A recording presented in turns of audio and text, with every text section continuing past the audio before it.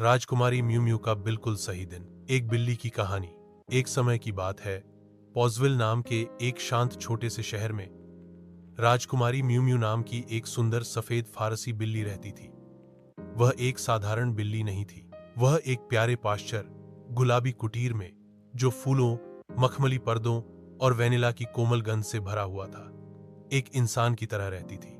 हर सुबह मेव मेव अपने फूले हुए चंदवा बिस्तर में उठती थी। उसकी पूंछ लिपटी हुई थी। एक रिबन लो। उसका कमरा एक सपना था।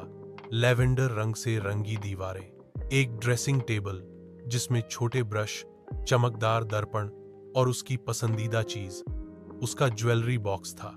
अंदर मोती, सुनहरी घंटियां और छोटी छोटी चमक थीं। उंगलियों में फिट होने वाली अंगूठियां। उसने खींचा, जम्हाई ली और अपनी पसंदीदा गुलाबी फैंसी फ्रॉक पहनी, जिसमें चमक और धनुष थे। इसके साथ एक मोती की हार और मिलान करने वाली बालियां पहनी। दिखना। आईने में अपने आप को देखकर वह मुस्कुराई और बोली, पॉजिटिवली स्टनिंग डार्लिंग। फिर उसका दिन शुरू करने का समय हो गया। उसने अपने फ्रॉक के ऊपर एक छोटा एप्रन बांधा और रसोई में चली गई।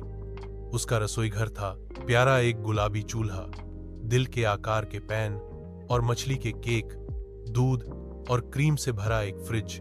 उसने खुद को क्रीम चीज के साथ सैल्मन ऑमलेट बनाया, अपनी पंजे से हिलाते हुए एक धुन गुनगुना रही। नाश्ते के बाद कफास्ट म्यू म्यू सफाई में व्यस्त हो गई।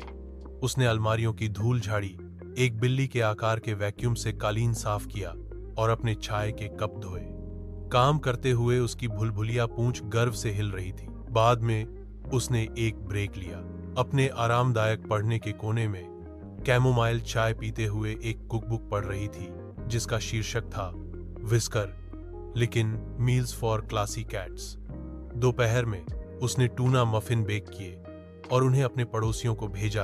एक पो, लाइट गिलहरी और एक बूहा उल्लू जो उसकी दयालुता से प्यार करता था। सूर्यास्त के समय उसने अपने बेडरूम में सुगंधित मोमबत्तियां जलाईं, अपने तकियों को फूला, अपने फर को ब्रश किया और एक मुलायम गुलाबी नाइट गाउन पहना। वह अंदर चढ़ गई, बिस्तर पर एक रुई के गोले की तरह मुड़कर, और फुसफुसाया, एक और पूर्ण दिन। क्योंकि हां, यह एक बिल्ली की कहानी थी, लेकिन कोई भी बिल्ली नहीं। यह राजकुमारी म्यू म्यू थी, सबसे सुंदर, मेहनती और एक अद्भुत बिल्ली जिसे आप कभी मिलेंगे।